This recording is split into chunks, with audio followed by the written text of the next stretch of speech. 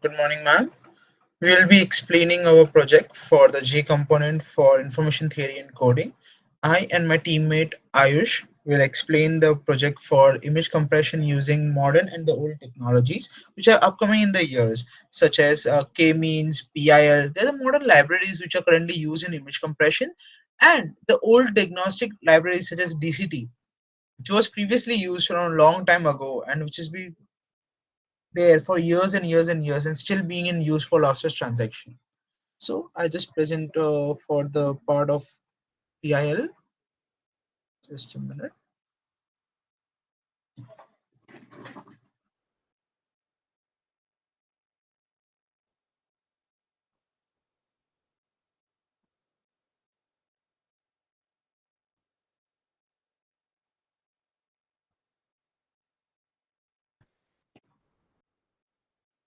I hope you can see my screen.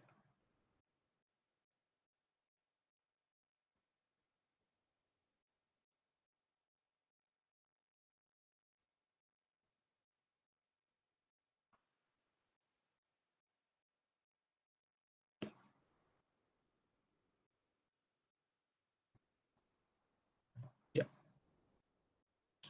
So basically, first I'll be explaining k-means and PIL. As you can see, this was the original image which was having a 288 KB size. If we compress using PIL with thumbnail algorithm, it reduces to 34 KB. Then for bicubic, it reduces to 268, and for anti-aliasing, it reduces to 268. So basically, ma'am, here what we are doing is we are choosing every alias. Alias means a copy.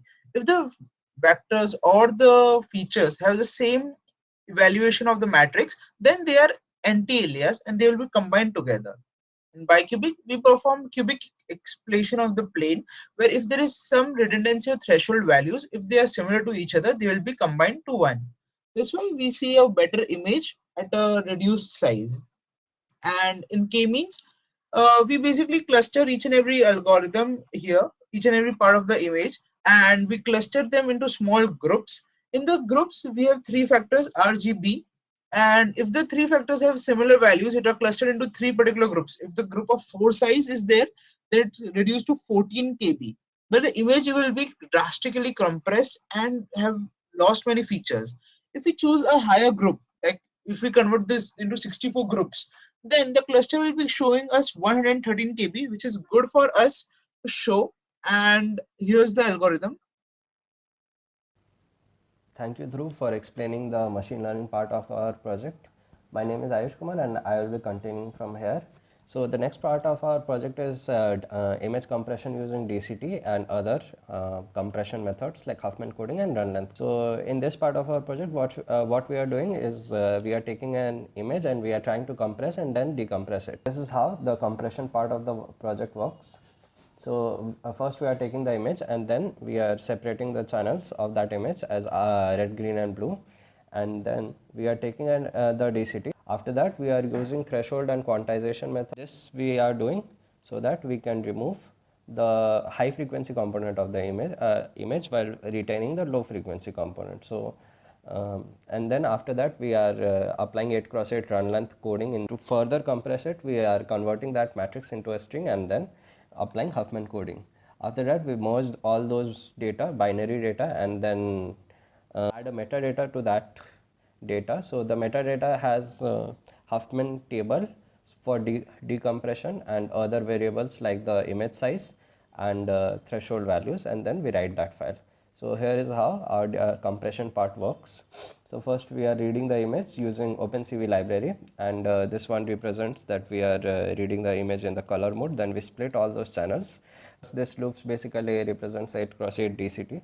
So we are taking the 8 cross 8 values and then applying DCT to the RAT. The next part is thresholding part. So here we have defined a threshold function, and this threshold value can be changed. So the function basically takes the value in that matrix and then it finds the maximum value of that 8 cross 8 block, and then if we multiply it with that with threshold value, if the final value is above this or the value of that pixel is above threshold value into the maximum of that matrix, then we are keeping the value, otherwise we are just removing it and inserting a 0 in place of that. The next part is for run length coding. This is a function for a generator matrix for 8 cross 8 block. So this function basically generates indices in a zigzag pattern. If we run the code, here is a sample matrix for explanation purpose. So we are taking the matrix and then we are applying DCT to that matrix. After DCT, we are using thresholding function. So as we can see, the thresholding function will remove the values and replace it with zeros if it is below the threshold. The maximum into maximum of this matrix into the threshold values, otherwise it will retain the value. And then we use run length coding method to convert this matrix in to compress it furthermore. So we can see that the zigzag pattern we can see in the presentation. So here we can see how the zigzag pattern is being generated. So first is 0 comma 0, 0 comma 1, 1 comma 0, 2 comma 0, and then 1 comma 1. So this pattern is followed here also while encoding while compressing.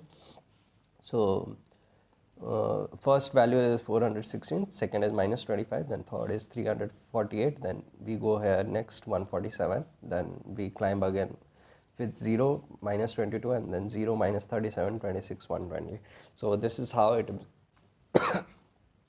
um, how it is being generated, it is being written. And the second part represents the frequency of the value which is occurring, frequency of the value. So here we can see 0 comma 16 is basically the 16 zeros are occurring in the last side of the matrix. So why we are doing this is because the high frequency component in any image is basically represent, when we take the DCT, the high frequency component of the image is represented in the lower right hand side, while the low frequency component of the image is represented in the higher left side, so top left side. So therefore we are removing the low frequency component while retaining the we are removing the high frequency component while retaining the low frequency component.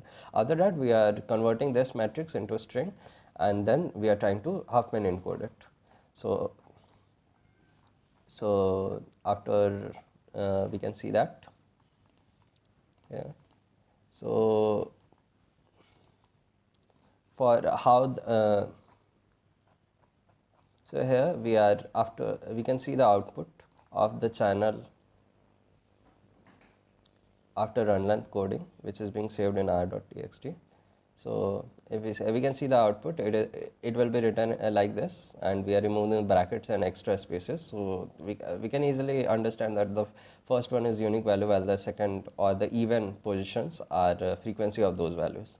So for example, and the sum of the frequency will always be 64 in any block because we are taking 8 cross 8 block. So for example, here the frequency 1 plus 1 plus 1, 2, 1, 1, 1, 6 and 1, and then 49 will always give us 64.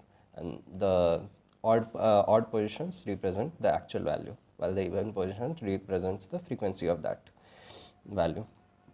So after this, we are applying Huffman coding in this, and then we are writing the binary file. So if we write a separate, so this we can see that it is taking 75 KB on our disk. So because it is being written in UTF-8, but we know that there are only 14 symbols, and we can write it in further less bits by taking 4 bits. So 4 bits can easily encode everything.